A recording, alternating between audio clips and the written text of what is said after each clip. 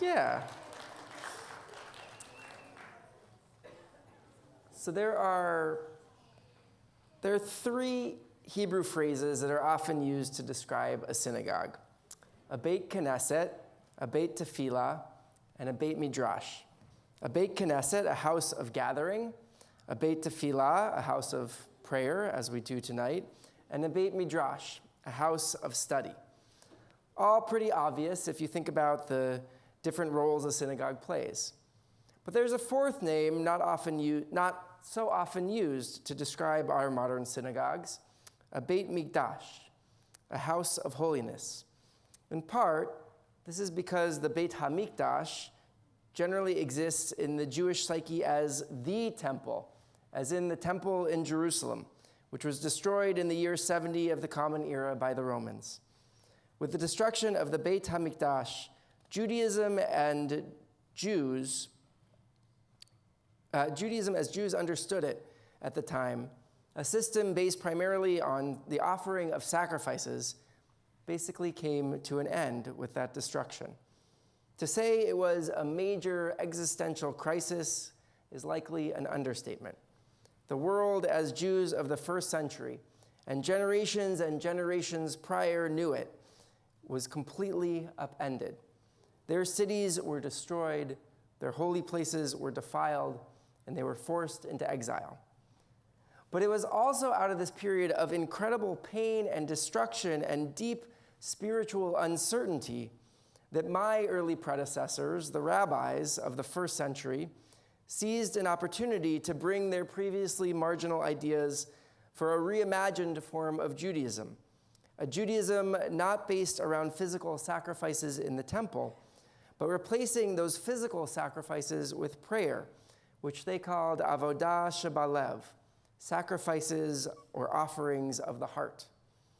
Similar to the prophets after the destruction of the first temple 500 years earlier, the rabbis focused on the importance of living ethical, moral lives, reminding their communities that the ways in which they treated each other and the most vulnerable in their midst were as valuable as the ritual elements of Jewish practice. In these early days of rabbinic Judaism, the rabbis also needed a through line, some points of familiarity and connection to the ancient sights, sounds, smells, and symbols of the temple. But they were wary of recreating the temple because that was the house of God, and it had been destroyed. What they needed was something new, but with echoes of what was familiar and holy. Though the rabbis imagined themselves as the new leaders of their communities, they did not see themselves as fulfilling the role of priests. After all, rabbi just means my teacher. And they saw themselves as scholars who were deeply versed in the laws and statutes of Jewish text. They interpreted and debated the meanings and practical applications of biblical texts.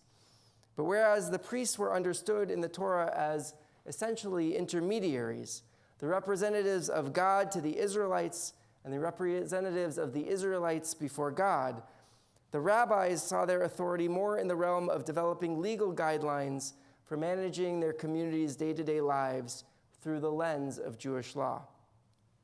In our Torah portion this week, Tetzaveh, we read about the intricate details concerning the uniform of the priests.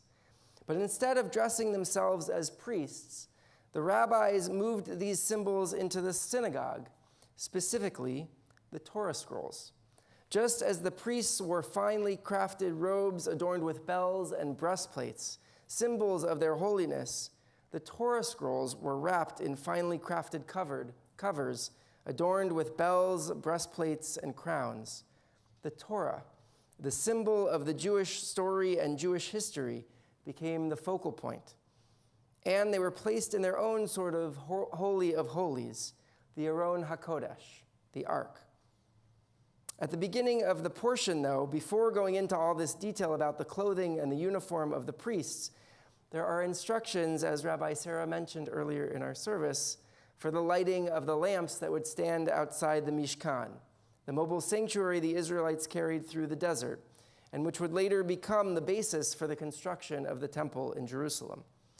We read, You shall further instruct the Israelites to bring you clear oil of beaten olives for lighting, laha'alot ner tamid, for kindling lamps regularly.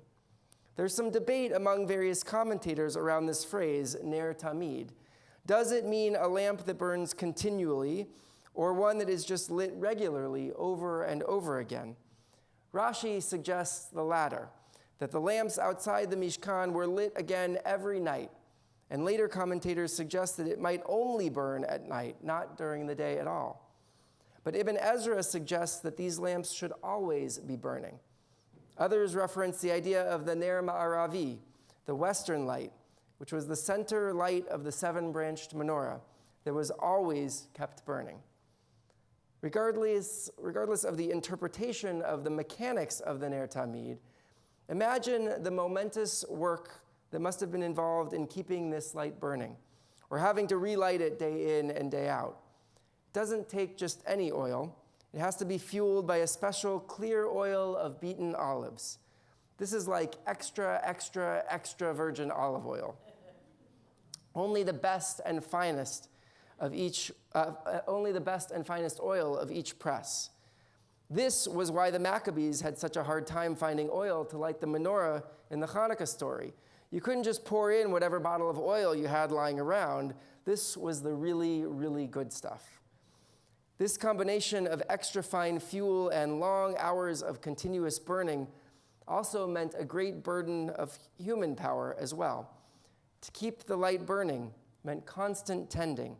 It took time, commitment, energy, effort, constant attention, and a seemingly unending list of tasks to make sure there was always enough special fuel or olives or the trees were growing right, not to mention dealing with other elements like wind or rain. In later tradition, the Ner Tamid becomes the light that hangs just above the ark, containing the Torah scrolls, which many of us now know as the eternal light. In its earliest form, it was also a lamp that needed tending constantly and refueling to remain lit, which took various forms in various synagogues. This was actually one of the main tasks of the beadle in Eastern European shtetls. Not only was the beadle responsible for setting up and cleaning the synagogue, but he was also tasked with making sure the light was kept burning. Even our electric Ner Tamid in the outdoor chapel recently required some extensive electrical work this past summer to get it functioning properly again and keeping that light on. In Jewish tradition, the Ner Tamid evolved into a symbol of the Jewish people's unwavering faith in God, or the light of the Torah, or the light of the Jewish people. And as we look at the Ner Tamid hanging above our ark tonight, perhaps it is also a reminder of the light within each of us, or the light that is created when we come together as a synagogue community. Perhaps it reminds us of the work that is involved in maintaining and tending to that light. Like the Ner Tamid, our synagogue community, in order to draw closer to a Beit Mikdash, a house of holiness, requires constant tending. How do we bring our very best selves and our best intentions into this space? What are the different ways in which we offer our time, commitment, energy, and effort into making Beth Am a place of bright light and warmth? Our synagogue community has experienced some dark days this year, but with time, attention, and loving care for this place and for each other, we again, laha'alot ner tamid, we will again kindle a bright light that burns within us and shines brightly in this place continually. Shabbat shalom.